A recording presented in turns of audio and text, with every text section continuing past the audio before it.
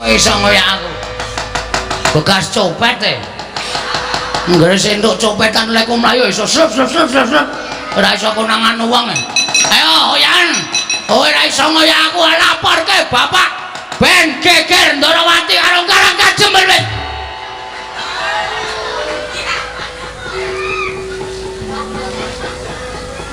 Mate aku. Aku dadi satpol PP kok ngelumpuk nang kene. Bagong. Anu iya, anu nggih. Nyuwun ngapunten. Ora apa-apa. Ngopo kok raine pucet? Nggih ketemu karo sampeyan nek mriko diajar sencake mriki ketemu Linmas. Modar kula Den. Ora kok ketemu bendarane kok malah nangis.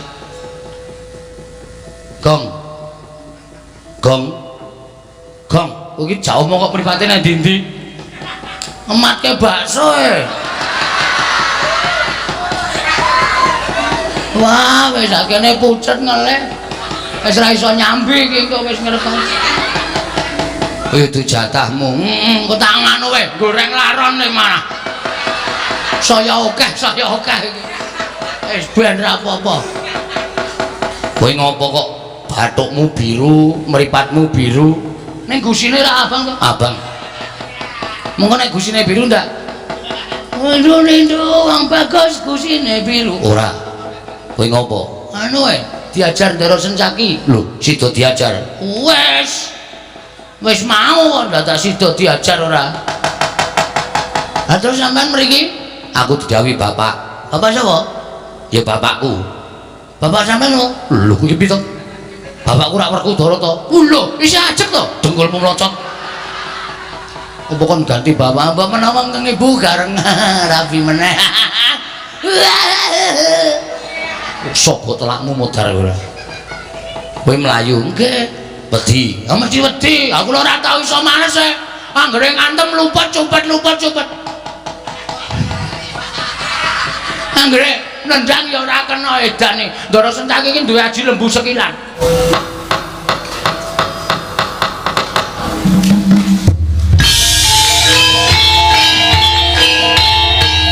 Dilanjutkan pagelaran wayang kulit Semalang Suntuk oleh Ki Dalang Sena Nugroho. Selamat menyaksikan.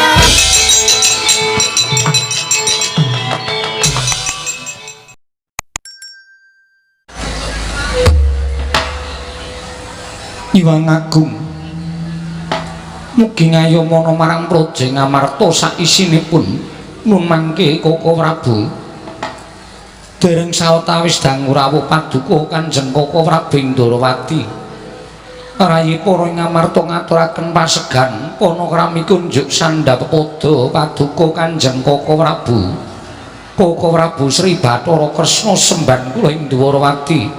Koko Prabu pengayoman kula ya jagat pangestu para wayah putra jagat nggih Yayi. Sakalangkung bombong raos sing manahipun ing ngraka ing Ndarawati dupi kula tampi timbalanipun kadang kula Yayi Prabu Darmakusuma. Asong paseganipun madya Yayi sampun kula tampi karya bombong bilawaning manahipun ing ngraka namung keparenga. Kula ingkang ngraka ing Ndarawati ngaturaken pudya astutinipun ing ngraka kunjung sepadya Yayi Prabu Darmakusuma. Yayi Prabu Punta kula pundi Cundaka Panglingga Murda amawahana kabagyaning gesang kula Koko Prabu mboten langkung kaskecakna anggen jengandika lenggah wonten ing Datraya Praja Ngamarta dinten sak mangke menika. Koko Prabu Ndarawati kawula nok-nok muni nggih Yayi. Sampun mboten kirang prayogi bisawanipun ing ngraka Ndarawati wonten Praja Ngamarta dinten sak mangke menika. Yayi Prabu Punta kadang kula ing Ngamarta.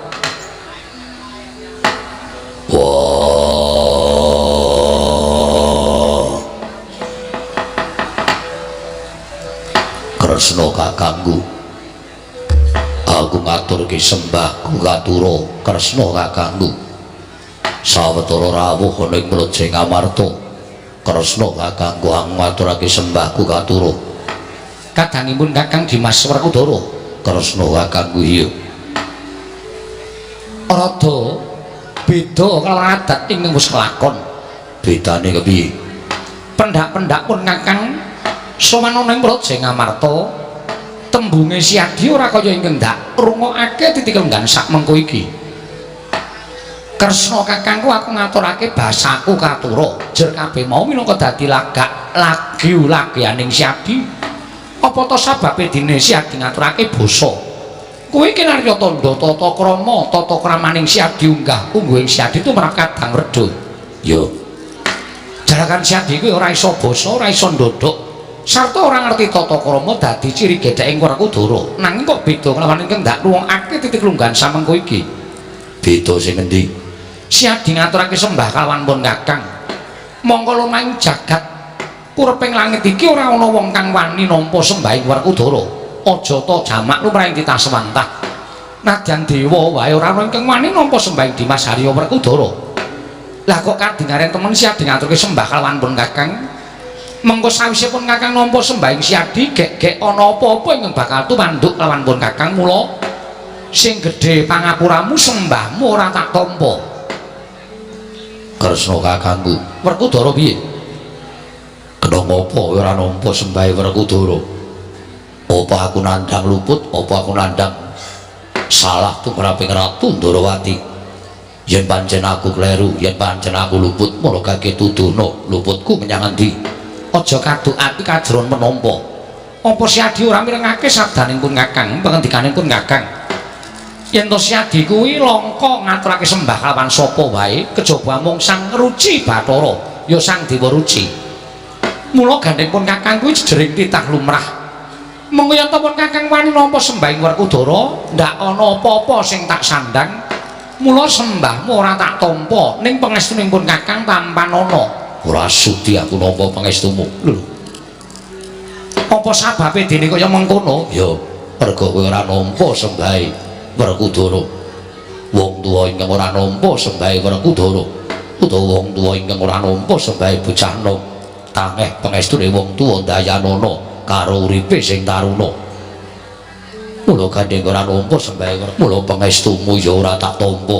Aku ya ora sudi nampa pangestumu. Lho, kok ngono? Dinamune adil. Adile nggo endi? Ora sak data tak baleni. Kowe ora nampa sembahe Werkudara, pangestumu ya ora bakal tak tampa. Lah dalah jagat Dewa Bathara. Ya jagat pangestu karo. Ya wis saiki ngono wae. Tinimbang iki mengko dadi gejegan ingkang ora prayoga, sembahing Werkudara tak tampa nadyan rada tida-tida penggalih pun Kakang tegese ora tulus pun Kakang nggone nampa sembahing Siadi. Merga pun Kakang isih wedi yen ana apa-apa ing tumanduk lawan pun Kakang ning sembahmu tak tampa kanthi rasa kepeksa. Pangestunipun Kakang tampan ana. Weleh kono apa-apa tak jumbuhe. Werkudara ana paran. Kena apa kok dadi tembungmu kaya ngono? Ya, mergo kowe ora lahir batin nampa sembahe Werkudara. Pangestumu tak tampani ya apik, ora ya ora apa-apa. Mula jeneng wis adil. Yalah dalah. Jagat waisane ku Bathara wae tur jagat. Sena Kresna kakangku piye? Iki lho. Senenge pun Kakang ana kene iki nadyan Siadi ki agal gruwal-gruwal. Siadi kuwi wong dosa, wong kau, wong mlaha apa anane. Nanging tinemune rawit kaya jaroting asem penggaling Siadi tulus lahir lan batin. Dimas, sembahing Werkudara tak tampa kanthi lega-legawaning penggaling pun Kakang ora liwat pangestuning pun Kakang tampan ana. Mengkari ngono dadak tekan ndi? Pangestumu tak tampani ndadekake dayaning uripku Kresna kakangku. Werkudara iya prayogakno nggonmu lenggah kaya wis ora kurang prayoga Dimas Arya Werkudara. Koko Prabu nadyan ingkang rayi Madukara pun Arjuna kula ngaturaken sembah pangabekti kula kunjuk Koko Prabu. Dimas kadhahipun Kakang Janaka tak tampa ora liwat pangestunipun Kakang tampan ana. Lho pundi nggo jimat paripe dayana ing kasantosan.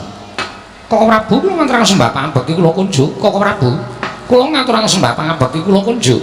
Ya kembar tak tampa. Ora liwat pangestunipun Kakang tampan ana kembar. Nggih kula pundi nggo jimat. Lho nggih kula pundi nggo jimat paripe dayana ing kasantosan. Mugi kasekecakno anggen jengan di kala enggak. Ya kembar kaya wis ora kurang prayoga praptanipun Kakang Ndarawati. Koko Prabu saestu adamel gugup gagap guragapan raos sing manahipun ingkang rayi Ngamarta. krana rawuh paduka ingkang boten cecala ingkang sadèrèngipun duka Prabu jimat sembat menawi alit utusan gandhek sak kembaran agengipun utusan Nayaka ing Ndarawati bilih lenggan menika paduka badhe kepareng tedhak wonten ing Praja Ngamarta saestu kula nedya ngrakit arata manik obra ing linangsing Jong Banunji kinarya methuk paduka Kanjeng Koko Prabu saha nyawisaken Hermawar kinarya miji ampian paduka Kanjeng Koko Prabu Ndarawati kacena tandha bektinipun kadang taruna tumraping kadang werda Koko Prabu Ndarawati Yayi kula wonten timbalan ing Adau nuwun sewu nadyan kathah-kathah pangendhanipun Nyai Prabu Darmaji anggen kula nuwun sewu pangandika paduka menika mboten jumbuh kalana lampahan ingkang kelampah liripun paduka paring dawuh mekaten inggih mesinipun kula mboten badhe atur nawala miwah utusan Nayaka ing Ndarawati supados cecala bilih kalenggan menika ingkang kula badhe keparang sowan wonten negari Ngamarta sabab sowanipun ing Raka ing Ndarawati titi kalenggan sak mangke menika anuruti surasaning nawala ingkang sampun kula tampi kula nuwun sewu sowanipun ing Raka ing Ndarawati menika ingkang sepisan tuwi dhateng kawijenganipun kadang kula para Pandhawa dene dungkap angka kalih semunipun radi kaget raosing manahipun ing Raka ing Ndarawati krana menapa Yayi sareng kula wastaosaken paduka Yayi kepareng lenggah wonten ing Praja Ngamarta madyaning Datulaya tumuli saking Jawi katingal rengu pasuryanipun paduka Yayi Prabu ewadene sareng ing Raka ing Ndarawati kepareng sowan wonten raos bombong saklebeting penggalih menika katandha bilih penggalih paduka nedeng wonten perkawis ing ginebeng milih saking menika Yayi sawanipun Raka ing Ndarawati tumunten kula cumadong dawuh menggah menapa to wigatosipun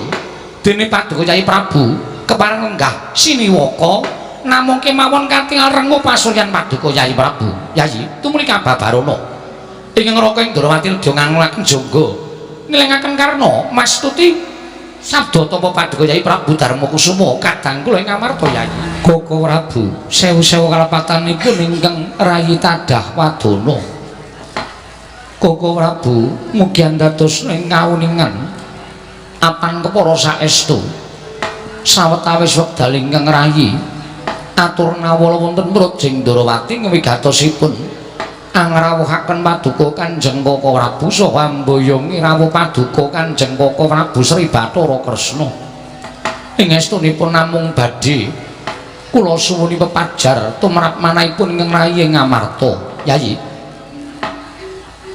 awanten sabanipun kadang kula ing Ngamarta Koko Prabu rawuh wonten ing Praja Ngamarta badhe kula suwuni pepajar kula nuwun pamunten wonten perkawis menapa Yayi menapa wonten perkawis ingkang ngembet dhateng kanalindran paduka Yayi Prabu menapa wonten perkawis kula warga agengipun menapa wonten satunggiling nalindra ingkang mantun badhe anjungkeng kawibawan paduka Yayi Prabu Ngamarta Koko Prabu babar pisan boten perkawis menika kula kinten sampun sakmestinipun tuwin sampun ketingal tentrem ayem para kawula miwah boten wonten perkawis kula warga tumraping para Pandhawa namung Koko Prabu mugi andados ing kawuningan sampun wonten saptawari kelungguhan menika manah kula boten jenak manahipun ingkang rayi Ngamarta boten ketingal ayem tuwin tentrem krana kabebeda dhateng lelampahan pasumpenan ingkang sampun kula lampahi Koko Prabu nuwun sewu Yayi panjenengan menika nalindra mongko ratu menika wong kang sinampiran pakaryan nyekel kendhuken saking pernatan amis baji ning negara menika wonten pundhaking nalindra nanging sabab menapa ing atasipun paduka menika nalindra teka gampil kabebedung dhateng wujuding pasumpenan menawi ngantos sak mangke drarung-drarung anggen paduka menggalih babakan pasumpenan menapa boten nami tumpangsa anggen paduka badhe ngasta bawat perintah negari Ngamarta mila ingkang saking menika kula nyuwun pepajar supados sak mangke kula pana babakan lelampahan ingkang sampun kula lampahi medal margining pasumpenan Koko Prabu ugi dados ing kawuningan mboten kanthi kanono-nyono nalika semanten ingkang rayi nembe jejagongan kelawan Kakang Semar Badranaya wonten anggenipun lampah jagungan menika kala wau wonten sak nginggiling baita mboten kanthi kanyono-nyono toyaning bengawan satemah bena akarya jomplang punang palwa Koko Prabu Kakang Semar Kendang kapracundang sareng kaliyan ingkang rayi Ngamarta namung kemawon wonten kalianing jagat gayaning para dewa ingkang rayi saged uwal saking bebaya wong dene Kakang Semar musna tanpa lare guragapan raos sing manahipun ingkang rayi Ngamarta tumunten boten dangu anggen kula pungun-pungun wonten saklebeting pasumpenan Koko Prabu sanget elok katingal wonten wewayanganipun Kyai Semar Badranaya ingkang mangku Sanghyang Candra katingal gumebyar pasuryanipun Kakang Semar Koko Prabu lampan mekaten menika kala wau satemah dadosaken bingung raos sing manahipun ing rayi Ngamarta menawi kepareng paduka medharaken menggah menapa ta werdinipun menika kala wau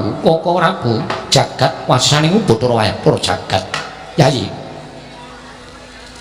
ingkang Raka Indrawati menika kula nuwun sewu kula ugi mboten pana babagan pasumpenan nanging nitik dhateng pasumpenan ingkang panjenengan lampahi kula nuwun sewu impen menika kala wau mboten badhe uwal saking kawontenanipun Kyai Semar Badranaya tuwin wonten sambung rapetipun kaliyan Kakang Nayantaka kula wangsangka kuwi Kresna kakangku ora usah dadak walang ati bakal ana kedadian apa tumrap negara Ngamarta kang lo sambung rapete karo Semar Badranaya yen pancen becik syukur nang yen tala kedadiane impen mau mula kaki Kresna kakangku paringa dawuh Pandhawa kudu kepiye supaya ora dumadi lakon sing bebangerya ning negara Ngamarta ing ana sambung rapete lawan Semar Badranaya yo Werkudara nang yen miturut pangendikane Kyai Darmaji nalika Kakang Semar Kendang kapracundang kontal kaprapal kena banyu bena ana ing jroning bengawan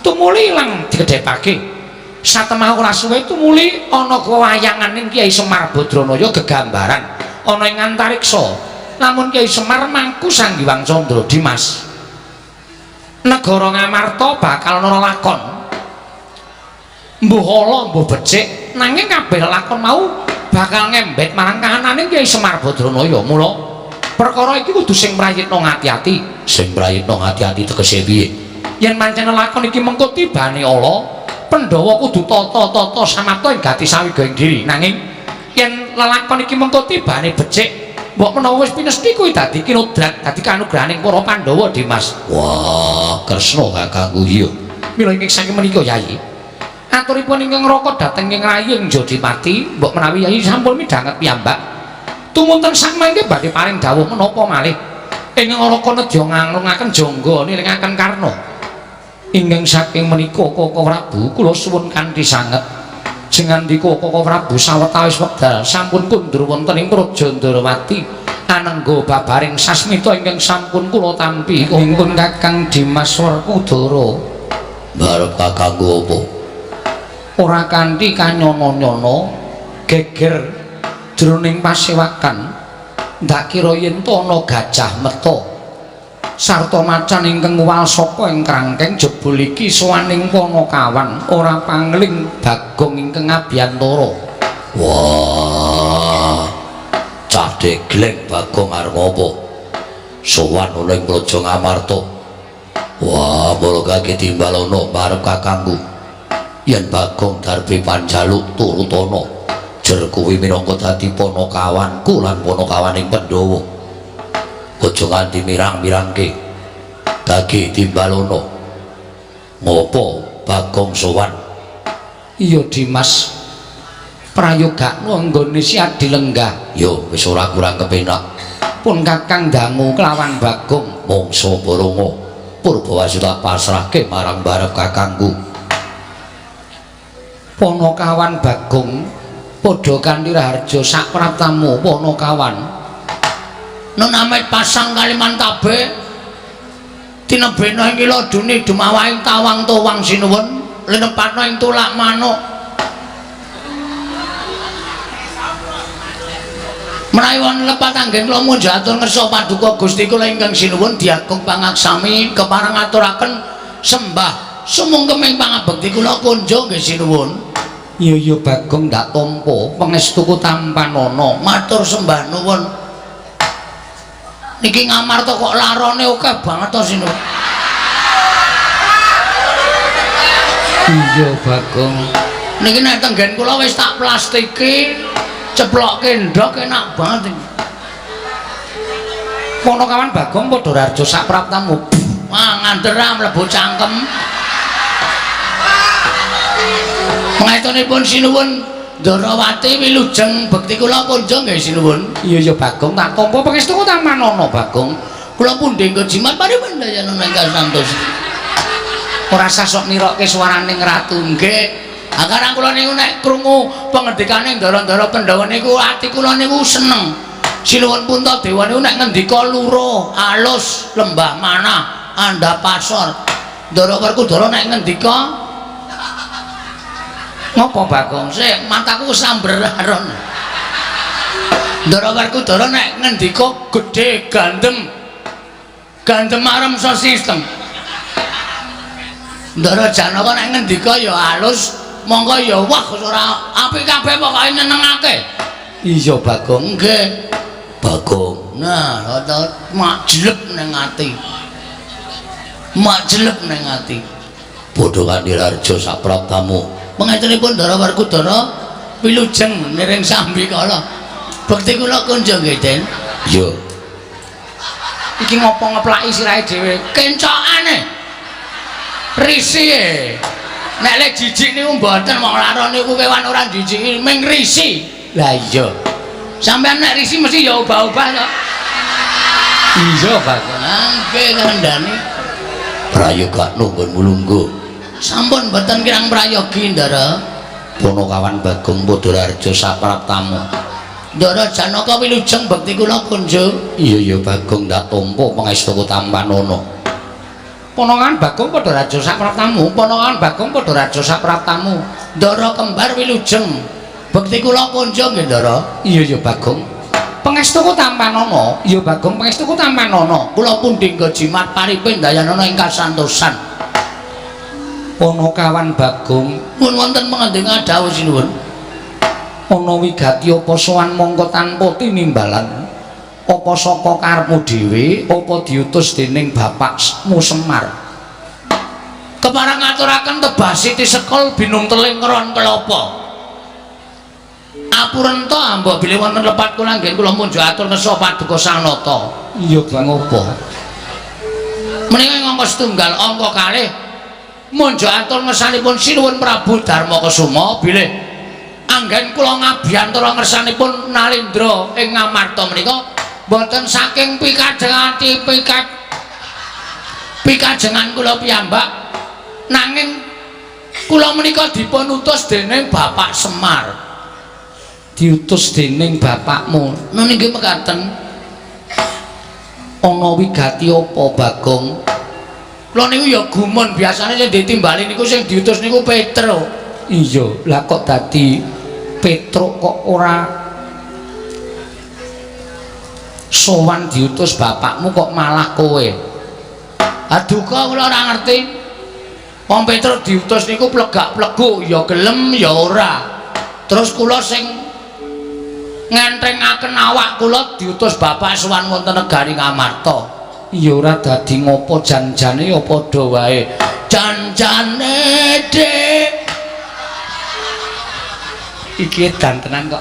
Anggere omong kok mesti sakarepe dhewe. Niki merambat nang irung niki. Niki marai wahing lho niki. Niki lho. Nah, kaya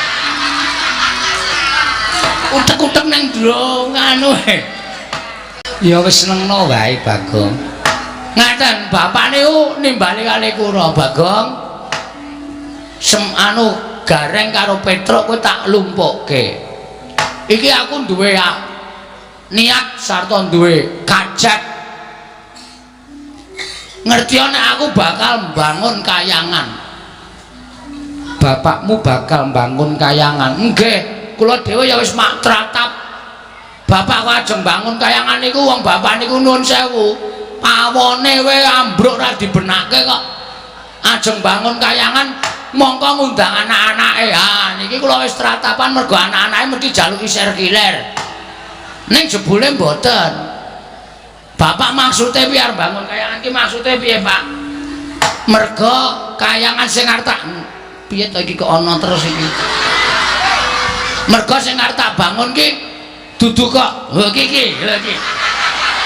Niatku bangun kayangan ki ngene, kowe tak critani ya. Negara Ngamarta ki mbiyen kondang negara ingkang panjang punjung pasir pawukir Lojinawi Gemah Ripakarta Tata Turaharja. Panjang werdining dawa punjung iku luhur lan sak piturute. Sapa to sing ora kedanan karo negara Ngamarta? Kabeh padha kedanan.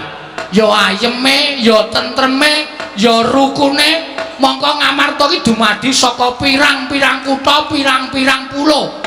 Beda-beda basa, beda-beda tata cara adat budayane ning tetep iso manunggal dadi siji. Lah kuwi sing marai Ngamarta iki dadi negara sing kondang. Iya. Ning akhir-akhir iki akhir ki apa? Oh iya lali aku. Kari-karine iki pokoke dina di utawa tahun-tahun niki Ngamarta niku wis ora tentrem. Ngamarta niku pun mboten sae, Ngamarta niku wis ora ayem. Teng pundi-pundi dadi gegeran, ana perkara sithik padha bentak sirah, ana masalah sithik dirampungke nganggo atosing balung mleting kulit. Rasa kamanungsan mboten dijunjung dhuwur ning hukum alas utawa hukum wana sing digunakake. Niku sing bapak ora cocok. Contone papan-papan panembah saiki wis sepi, papan-papan pasinaon ora padha diparani, sing diparani papan-papan maksiat. Lah, Ngamarta sing kahanane kaya ngene iki nek ora tak dandani arepa negara ingkang sentosa. Ning ibarate kaya dene amung kari sak siliring bawang, sak umuring jagung, sak uruping damar. Ngamarta mesti remuk bon.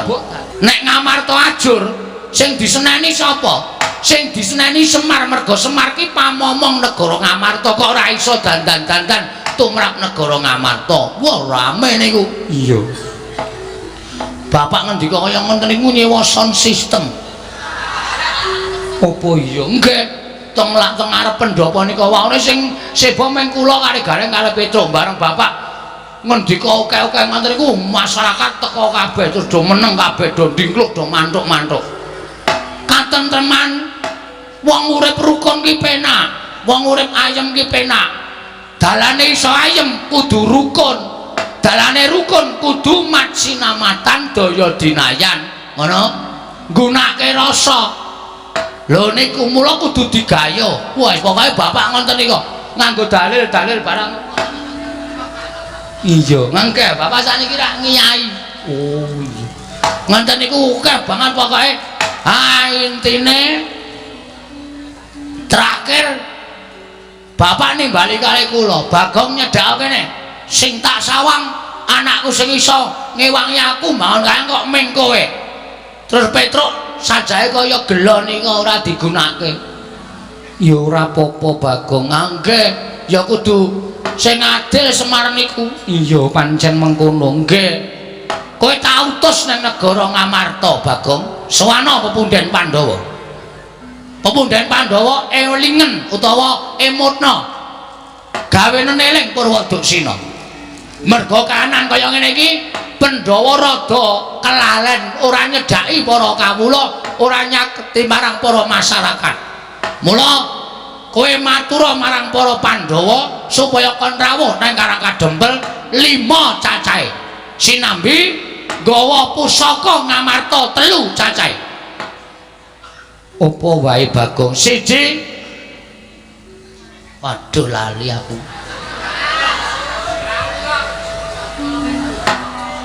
Tumbak Kiai Pleret. Udu. Napa pusakane napa jenenge? Tumbak Karawelang. Ah, tumbak Karawelang payung motha. Nggo ngrukupi kowe kuwi apa piye? Payung tunggul naga. Oh iya, akarang ya wong kula niki SDM rendah ya. Ya ora apa-apa. Payung tunggul naga kali pustaka perpustakaan. wilayah DIY anu pustaka Jamus. Nah, pustaka Jamret Jamus kelima salda. Telu niku kudu diasta para Pandhawa. Lah apa to sebab-sebabe? Dene Pandhawa kudu rawuh ing negara Ngamarta. Pandhawa dijak dening bapak nyaketi para kawula. Ngeten nggih sinuwun. Bapak wau ngendika ngeten. Jane kawula ora butuh dibiyuki brana picis, ora butuh diwenehi apa-apa, ora butuh dijanjeni apa-apa. Ning kawula kuwi dicedhaki karo pengarepe. Ngono. Mbah duka, mbah lurah, mbah bupati, mbah presiden kuwi nek cedhak karo rakyate bakale ditresnani. Mbah duka, mbah lurah, mbah bupati nek ora cedhak karo rakyate ora tepung kuwi arep ana rasa tresna saka ngendi? Ora bakal iso. Ngoten. Mula kudu tansah cedhak karo masyarakat. Elinga sampeyan iso lenggah dadi dukut, dadi bupati, dadi lurah niku merga disengkuyung dening warga masyarakat, merga saka suarane masyarakat. Nek wis dadi aja lali dicedhaki para masyarakat. Sutanaya, ayo piye? Kahanan desamu piye? Sae, Pak, sae kurang apa? Kurang niki irigasi. Yo bantu bareng-bareng niku bakale dadine apik. Ngoten. Ning nek meng meneng wae lungguh sila tumpang kendangan dengkul duwe derajat duka lurah bupati rumangsa duwe derajat sing dhuwur dhewe nggo nepak mbun-bunane para kawula. Oh lah mbok sumpah wis to ora suwe upama dadi ming sak periode. Bar kuwi modar. Iya Bagong. Nggih. Mula sampean ngerti dhewe. Semar niku dadi duka pirang taun? Meh seumur hidup. Ngoten. Merga bapak niku arepa wis tuwa, arepa bapak niku wis sepuh, ning ora ana sing wani ganteni bapak dadi pengarepe Karang Kadempel. Bapak niku entrengan. Ana sripah wong irung mati bapak wis teko. Ayo ora gleleng. Bapak niku nek kok MC sripah ana wong kerokane wis dipesen. Iki seco nek mati aku sing MC. Lho pripun? Saking bapak niku lek tresna tenan. Iya. Ana pertemuan apa-apa bapak teko. Ana wong dandani dalan bapak teko arep wis tuwa. Nek ya kuat nek ming narik keseran bapak niku ya nyambut gawe. Lho, wong nglumpuk niku ora kudu nyambut gawe. Waton gelem mlumpuk bermasyarakat nek ana tanggane rame-rame ayo dicedhaki. Ana apa to? Ayo dibantu. Bantu ora perkara dhuwit, bantu moral. Ngono ya apik. Oh, ngoten bantu swara, ego partikel niku ya diregani. Ora kok ming alasane, aku ora iso nyemen kok.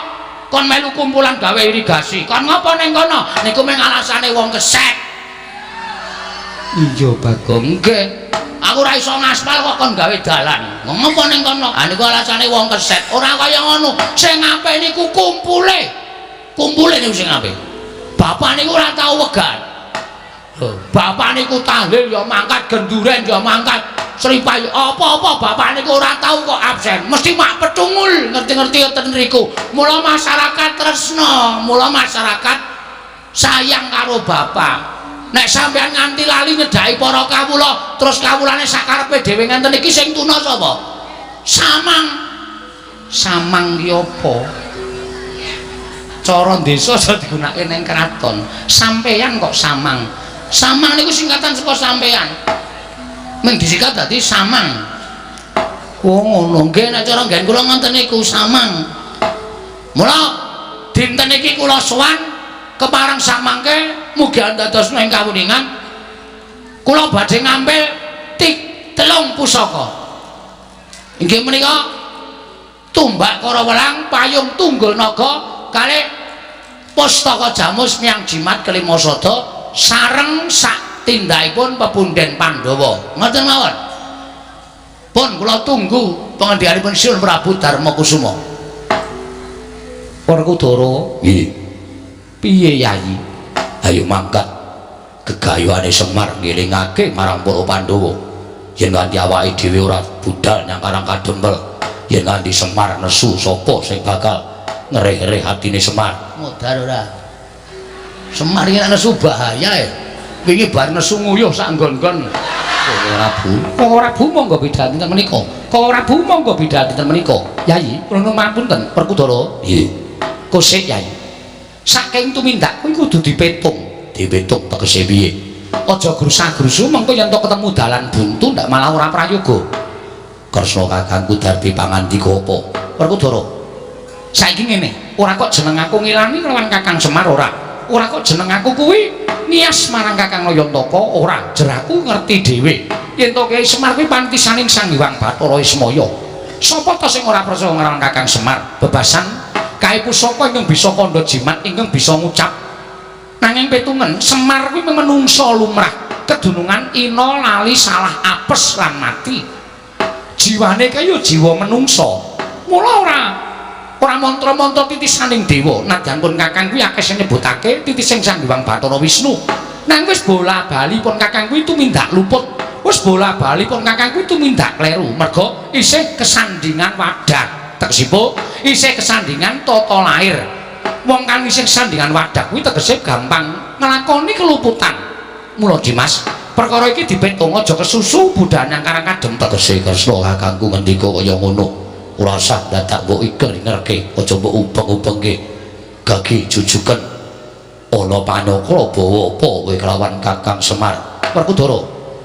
Tembung sing akeh-akeh saka pun Kakang mau lereke mung siji. Semar kuwi isih menungsa, kedunungan ina lali salah apes lan mati.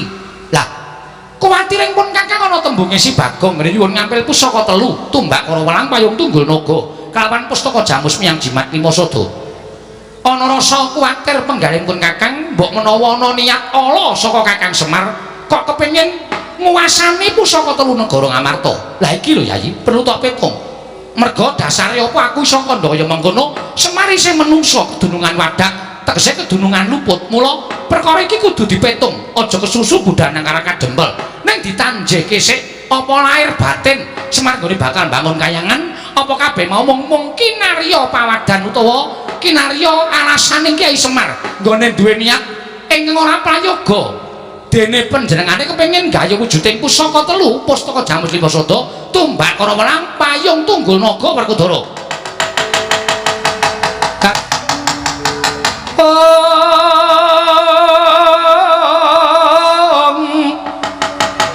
Sangreknaning bawana ya setu kang walang ati, ya setu kang kudu kering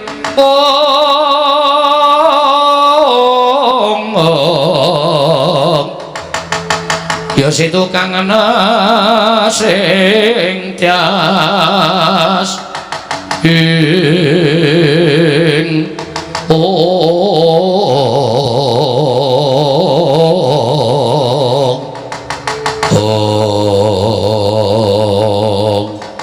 Menamit pasang Kalimantan nyuwun pangapunten sinuwun kok mak celekit kula krungu swara sing ra penak.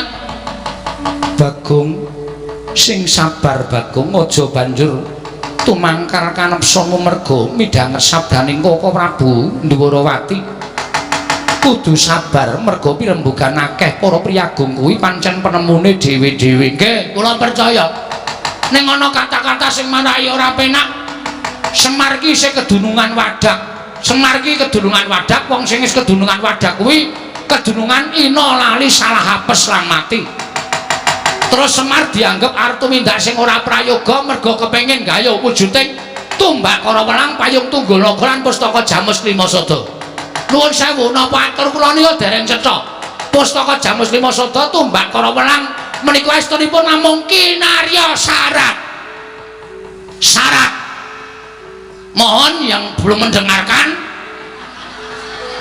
kinarya syarat. Dadi kula ning Semar niku ora kepengin gaya pustaka jamus lima sada. Semar niku gunane napa to kepengin pusaka?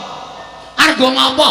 Wong Semar niku wonge seneng tentrem, Semar niku wonge seneng rukun, Semar niku wonge ora seneng regejegan. Kok mbutuhke pusaka ki ajeng napa? Kula tak takon.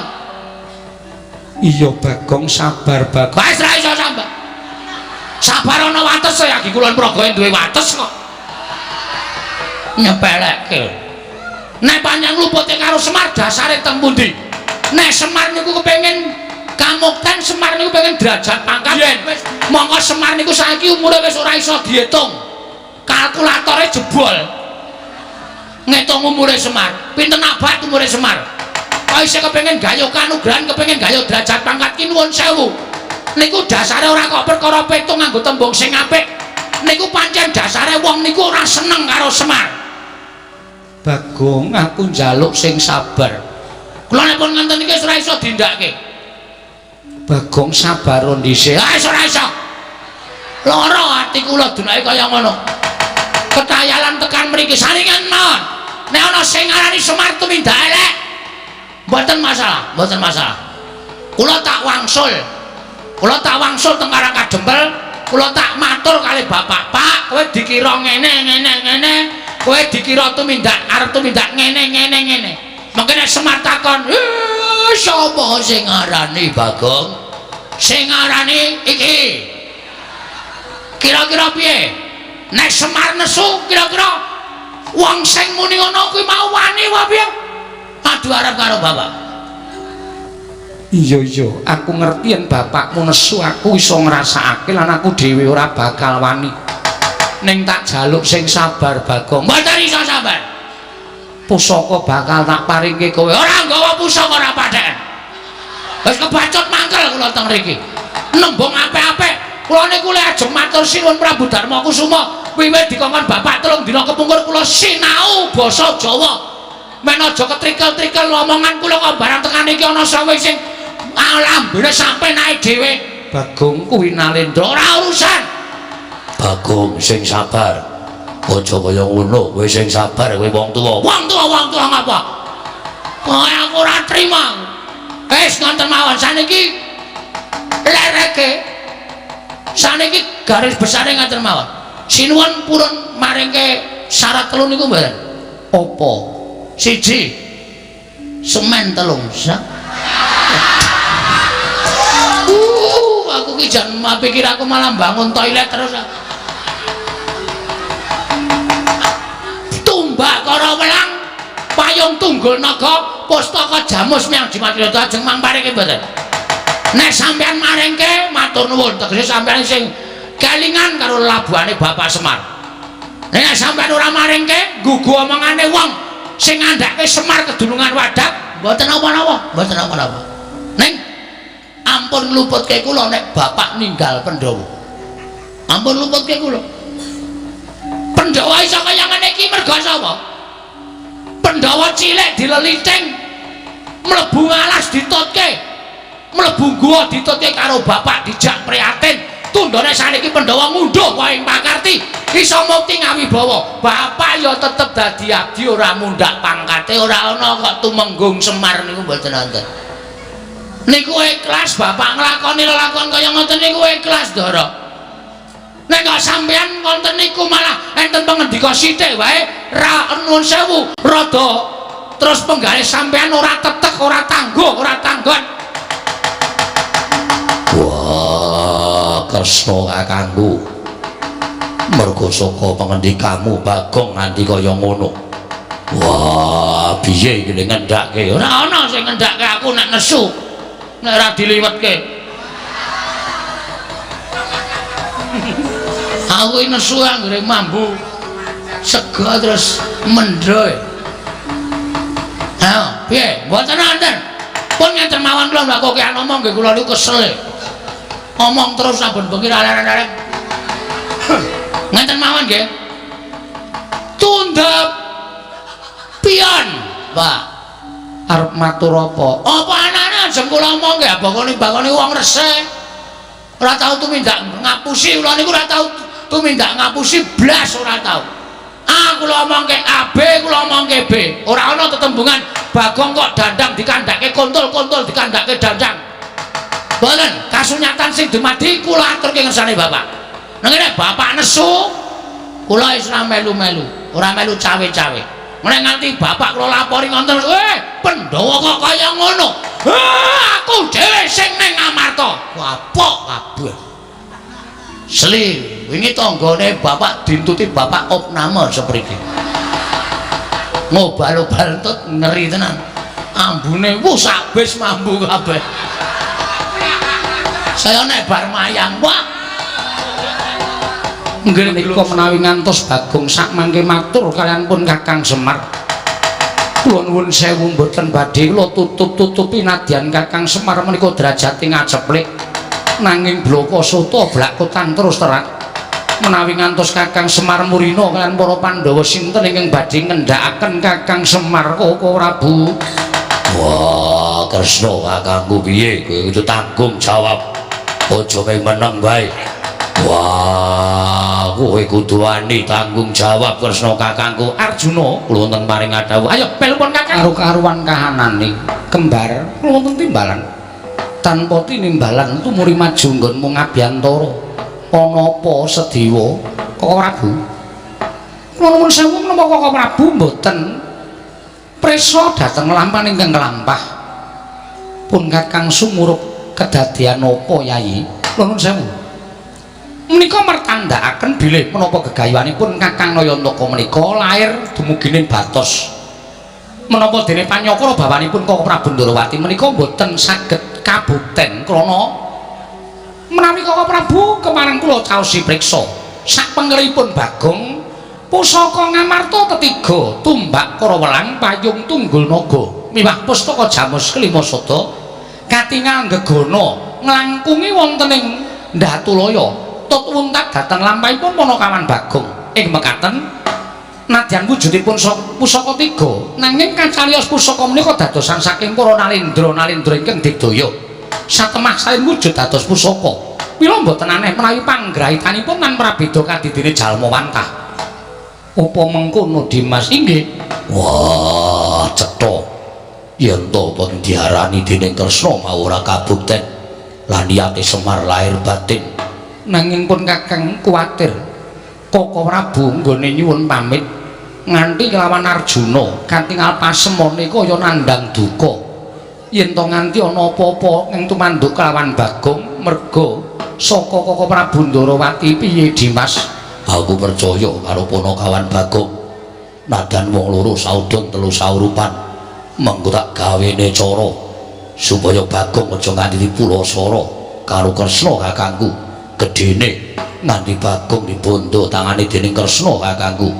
Dimas Werkudara mangsa Baranga ya ngestake dawuh kembar kula wonten timbalan pun Kakang bakal tata-tata lumarep ing Karang Kadempel nanging budana kang padha seba ingsun kundur ngedaton kula ngestaken dawuh nyun pamit madhal pasilan sing ati-ati aja kaya bocah cilik Dimas kembar kaget kowe tak timbali Gurawalan raos sing manahipun ingkang rayi Koko Prabu kepareng wijidating ingkang rayipun Setyaki kepareng kula cumadung dawuh kowe tak kandhani ya Yayi iki mau nggonku suwanane negara Ngamarta diajak rembugan lan Yayi Prabu Puntadewa babagan pasumenan ingkang sinandhang dening Yayi Darmaji mekaten nanging durung rampung nek padha rembugan babak anglayoni jujul lan usuli sowane Panakawan Bagong kepengin ngambil wujuding pusaka Ngamarta katalune ya kuwi tumbak Karawelang payung tunggul naga pustaka Jamus Myang Jimat lima sada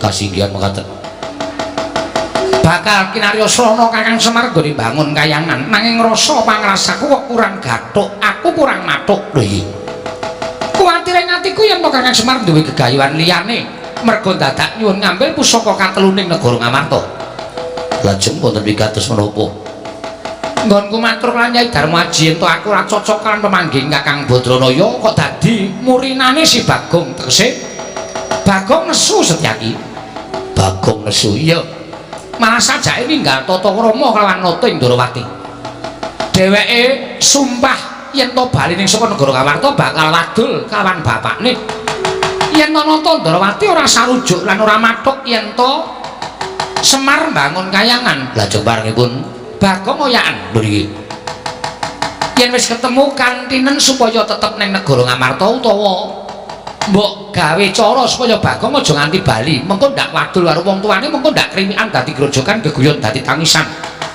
mengko ndak Semar salin perkara kalawan aku mekaten Koko Prabu iya menawi Bagong berguguk utawa waton tegesipun Bagong wantun kaliyan ingkang rayipun Setyaki tak paringi purba wasesa kang upama mbok pilara aja nganti lara-lara banget ning aja nganti ana tetes sing getih. Lho niki wis tak dawuh nyuwun pamit. Sing ati-ati aja kaya bocah cilik. Gatotkaca wonten dawuh Rama Kyai.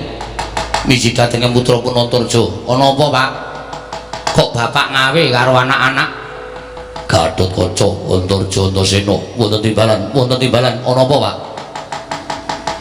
Ngamarta ketekan Bagong diutus karo bapakne nggone bakal bangun kayangan. Bangun kahanan negara Ngamarta supaya uripe kawula pindhane ana ing kayangan. Nanging jebul niate Semar dianggep ora prayoga karo Kresna kakangku. Terus nganti Bagong padu karo Kresna kakangku. Iki mau aku weruh dhewe Kresna kongkonan Setyaki kinen nyekel karo si Bagong. Wah, Gatot wonten timbalan. Antarja wonten timbalan. Antasena piye, Pak? Ora ketang sithik kowe tau tate dikudang karo Bagong dimong karo Bagong. Bagong kuwi ponokawan nadyan aku wong tuamu wae tau tate nampa pangudange Bagong. Kowe tak kongkon lik cah bagus. Bagong ayomono yen Setyaki arep mulasara karo Bagong kowe tak paringi Purbawasesa. Pamanmu Garbaruji Jatasana. Sendika ngestaken dawuh, sendika ngestaken dawuh. Serius, Pak? Yo. Tenan iki, yo tenan.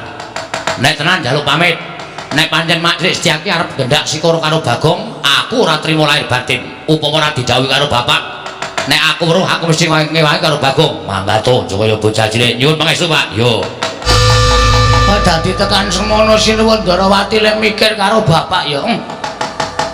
Aku kok dadi ora nganti kentekan pikiran ning gagas karo Sinuwun Kresna. Iya, bapak dianggep arep duwe niat liya.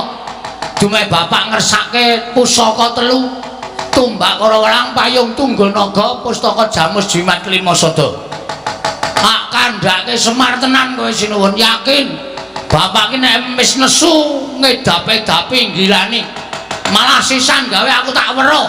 Nek pancen Ratu Ndarawati ki iso menang karo bapak tak delok kaya ngapa kahanane. Pak. Mir. Aku mulai, Pak. Aku arep lapor karo kowe, Pak. Iki ana kahanan sing kaya ngene iki, bapak mikire piye? Nek bapak ora trima tak kon nyambut gawe dhewe. Nek aku karo Sinuwun Darawati aku jelas kalah. Aku matur. Kok tiba-tiba mak bedunduk? Bedunduk apane? Sampeyan iki lho. Kondur teko mak bedengus. Kaget e kula. Bagong. Nun. Warendi. Wangsul. Bari ngopo? Aku nyaketen kena ora entuk angkutan. Malah ora tekan omah kula. Aku tak takon karo kowe bali arep ngopo? Ajeng matur kali bapak. Matur perkara apa? Wah, niku rahasia. Blok ora. Nun, blok ora. Ora bloko takon dosa. Aku tegel karo kowe. Yen perlu tak jempalani Bagong. Mangke yen to, niki masalahe napa kok ngerti-ngerti dijempalani?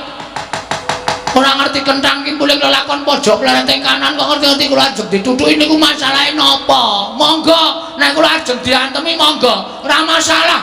Kula ikhlas nek kula salah. Aja kok diantemi, leboke pakun jaran kula disiksa. Nek pancen Bagong luput ora masalah. Ning ora salah ora kleru dijotosi niku. Terus pripun le mikir? Apa kowe ora rumangsani kleru? Mboten. Kowe mau ning kedaton omong piye? Wah, werna-werna lali punan. Pun sore wau wis kliwatan limbukan barang e. Wis ra iso mikir kula. Bagong. Nun. Aja sembrono. Kula mboten sembrono. Kowe mau ning kedaton matur karo Kanjeng Koko Prabu Ndarawati nek kowe arep bali ning Karangkadempel. Nggih, arep wadul karo bapakmu. Perkara Sinuwun Prabu Ndarawati mambeki kekarepaning Kakang Semar ngene bakal bangun kayangan ya apa ora? Kowe lha kok ngertos sampean? Ngerti bae. Terus rawuh sampean mriki?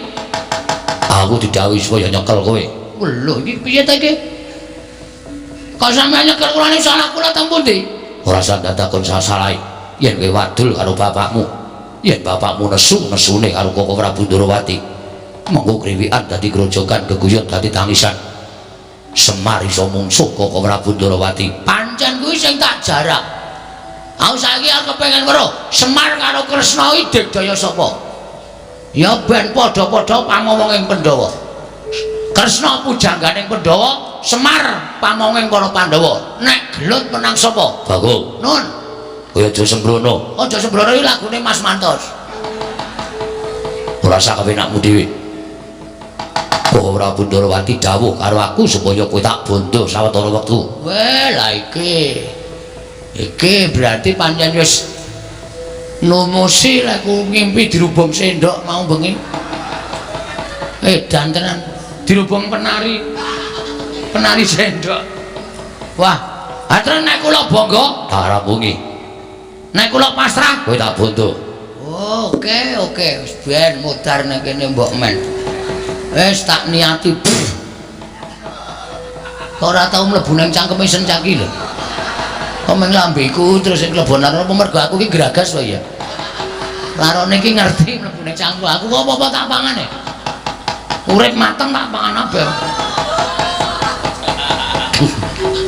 Bagong malah malang kerik wae.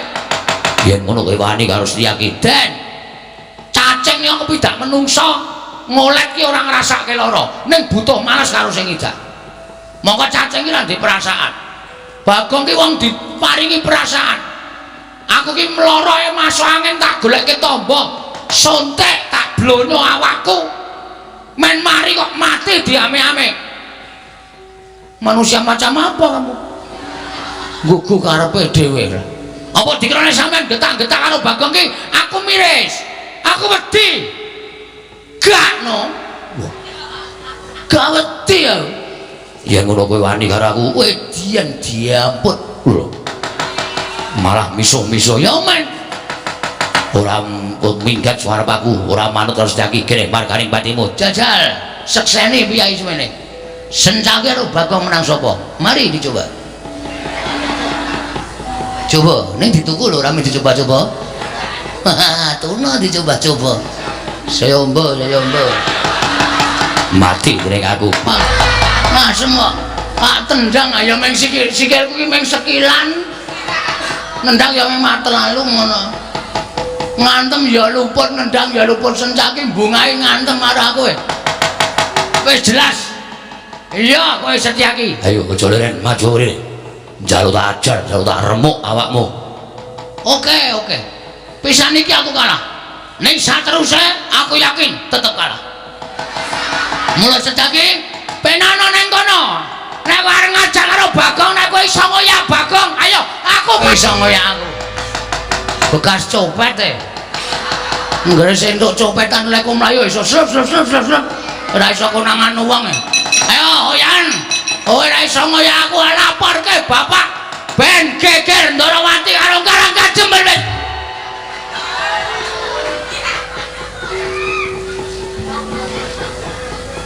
Mate aku. Aku dadi Satpol PP kok ngelumpuk nang kene. Bagong. Anu nggih. Nyuwun ngapunten. Ora apa-apa. Ngopo kok raine pucet? Nggih ketemu karo sampeyan nek mriko diajar Setyaki, mriki ketemu Linmas. Modar kula Den. Ora kok ketemu bendarane kok malah nangis. Gong. Iki jauh mau kok mripate nang ndi-ndi? Ematke bakso e. Wah, wis akene pucet ngeleh. Wis ra iso nyambi iki kok wis ngreteng. Itu jatahmu. Kok tak ngono wae, goreng larone malah. Saya akeh iki. Wis ben ra apa-apa. Kowe ngopo kok bathukmu biru, mripatmu biru? Ning gusine ra abang to? Abang. Mengko nek gusine biru ndak? Waduh lindu wong bagus gusine biru. Ora. Kowe ngopo? Anu diajar Ndara Sencaki. Lho, sida diajar. Wis mau kok ndak tak sida diajar ora. Ha terus sampean mriki? Aku didhawuhi bapak. Bapak sapa? Ya bapakku. Bapak sampean kok? Lho kuwi piye to? Bapakku rak Werkudara to. Lho, isih ajeg to? Dengkulmu mlocot. Apa kon ganti bapak menawa kang ibu gareng rabi meneh. Sogo telakmu modar ora. Kowe mlayu nggih. Wedi. Ya mesti wedi. Aku ora tau iso manes e. Anggere ngantem luput cupet. Anggere nendang ya ora kena edane. Ndara Sentake iki duwe aji lembu sek. Aku mau didhawuhi bapak kon ngewangi kowe. Kira-kira kowe gelem ora tak ewangi? Serius. Lho tenan, malah ora ming aku Kakang Garusa Kakang Antarja. Kabeh do ngewangi karo kowe. Kira-kira piye? Wani ora? Wani. Ki mbok digoleki lenge ditablek iso ora ta iki? Ya ini kok goleki leng. Lah yo peteng banget to. Ketara kok kowe. Wis ora usah wedi. Wis saiki nang kene denguk nang ngarepku kene. Engko nek Mak Sestyaki tekan kene arep ngajar karo kowe, aku sing arep nandangi. Mbok dilegong lek cengelmu iki, Gus. Tak ajar kowe ora. Mangkel aku itu wae, Mas. Arep sampean iki bedar aku sampean. Wis nek ora trimo, omong aku ajari. Omong karo Kakang Garusa ya ben diajar. Omong Kakang Antarja ya diajar. Iki kabeh ngewangi karo kowe. Ngambung ora. Malah meng pipi e. Meng pipi ora apa-apa. Cipika-cipiki. Tondo apa pas duluran. Iya, iya. Tantenane kene. Wah, geleleng ya aku arep sumbar. Tak medheneng iki. Iya. Malah kerek. Lah apa-apa wis sakarepmu. Rada memburi. Iya, iya. Wah, ngatur banget ya. Senjak itu langsung tak tantang. Piye? Ngejak gelutne ye. Kono muni mati dari aku. Ndara Antarsena, Ndara Kartoso, Ndara Antarja, Ndara Setyaki diajar ora. Ampun. Woi lah kae. Niki napa mlayu-mlayu niki napa? Oh, kae apa? Iki apa nang irung barang? Ngosek-ngosek Nang kene. mandek kesel kok. Iso ngoyak aku wis iki. Iya, ayo manuto karo aku. Anggir Antarsena. Heeh, Mak Cilik. Anggir Kartoso. Iya, Paman. Anggir Antarja. Iya, Paman. Lenggah wonten ing mriki. Ya mung isis wae kok. Ora apa-apa. Kok kayane ana masalah karo Bagong. Badhe kula rampungi. Ya dilampungi. Rampungi Gong, ana perkara dilampungi ben kek padang kahanane. Siap. Karepe piye Mak Cilik terus tok tanting wae. Oke. Karepe piye kowe? Terus kaya Lho. Kaya kowe mau wis tak ajar. mau saiki mambu keri mau saiki wah jan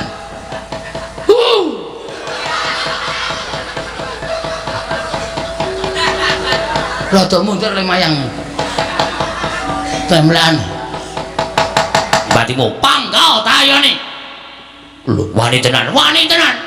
kowe kuat nadai kekuatane ndara ku sing lenggah nang mburi iki kelakon kowe boyong Bagong. Lho, nggih. Apa Mak Cilik? Bagong kok nandangi kados ngaten. Ya pancen trek Mak Cilik arep ngantemi Bagong, sing diantemi aja Bagong, ning Antarsena. Sing mbok jotosi Kakang Garusa, sing mbok jotosi Kakang Antarja. Sago dadi suliye Bagong dijotosi Mak Cilik Setyaki. Wah. Ampun ngoten nggih. Jenengan niku kok kados ngaten. Iki tenanan ora ming guyon. Mula manut wae Mak Cilik wis. Kersane piye arep dijotosi nek perlu sampean nggawa godhong si kuning. Ning sing duduk ya aja Bagong. Antarja, Antarsena, Gatotkaca. Ya to Kang? Iya Dimas. Nah. Piye? Sida ora? Kok pucet? Kok saged ngaten? Merga Bagong kuwi abdiku le. Bagong kuwi abdine Pandhawa. Aku ora ketang sithik tau tate digudang Bagong. Tau dimong karo Bagong. Mula ana wong sing arep ngendak sikur karo Bagong aku ora trima.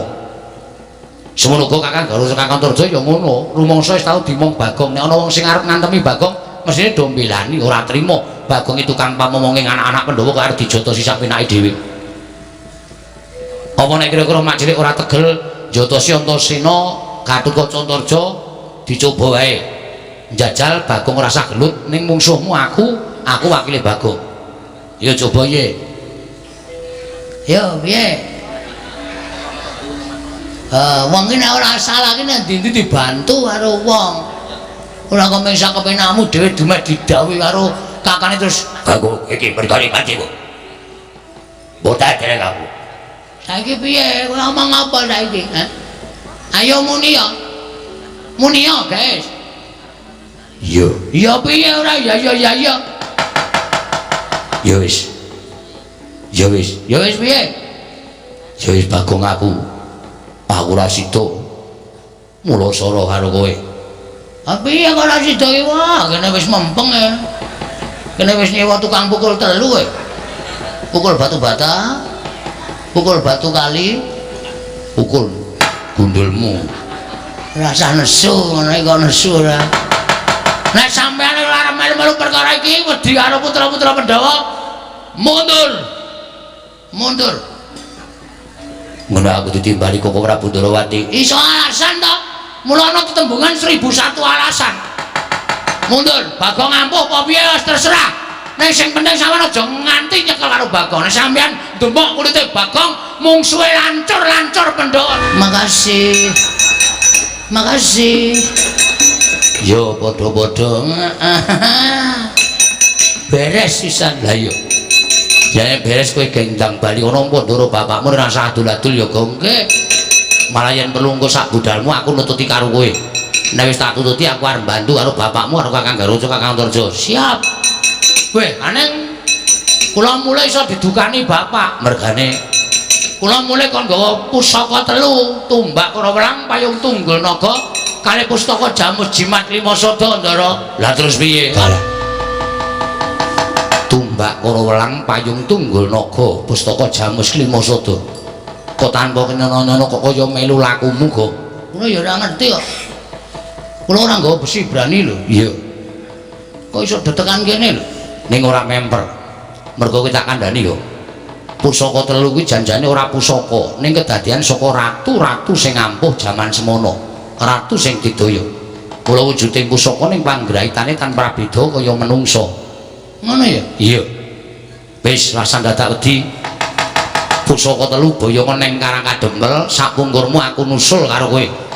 Monggo yen perlu bapak karo Sinuwun Prabu Puntadewa, Siwa Ngamarta tak suwune supaya tedhak ning Karangkadempel. Estu nggih, Den? Iya. Nggih nyuwun pamit niki pusaka kula gawane kula tak bali matur karo bapak. Ya sing ati-ati, Gong. Aku tak nyuwun pirsa kelawan Sang Hyang Pikulun Jatimurti. Niate Kakang Semar iki mau pancen lahir batin nebakan balung kayangan. Apa ana niat ingkang sinandhi ingkang sinimpen legetaning penggalihan Kakang Nayantaka. Ingkang darbe niat ingkang ora prayoga. Mboten kok ora bulat jeneng ngrayi. Sawetara wektu tunggunen ning kene. Mengko sawise aku entuk pangendikan Hyang Jatimurti aku bakal nemoni lawan sira Yai Arjuna. Kok ora sembah kula ngendherekaken Jentara Paduka. Iya, Yai Janaka.